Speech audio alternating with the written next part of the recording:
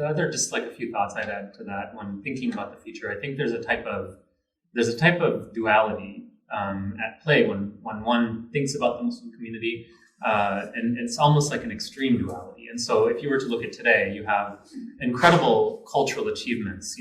Dave Chappelle was just awarded the Mark Twain Prize 2 weeks ago, one of the highest cultural achievements in American culture.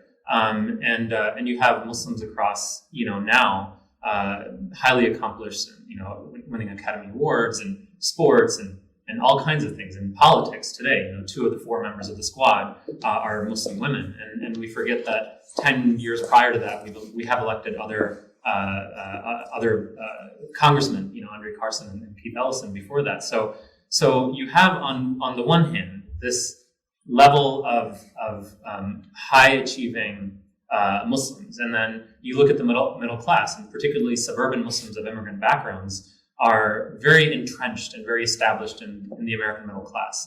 Then the other side of that is that there's this reality that the Patriot Act still exists. Rendition has been a recent historical reality, and we have these recent existential threats to our community. The killing of Nabra Hassanein, Dia Barakat. You have Islamophobia that's still on the rise, and in fact, it's gone up even more so today in comparison to 9/11.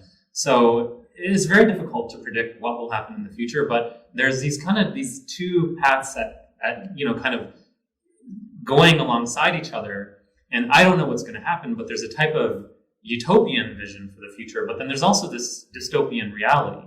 And Muslims are part of both, to be honest. And I just kind of want to mention that to just add another element into that conversation about thinking about the future of Muslims, but perhaps thinking about the future of any minority community and the future of the United States.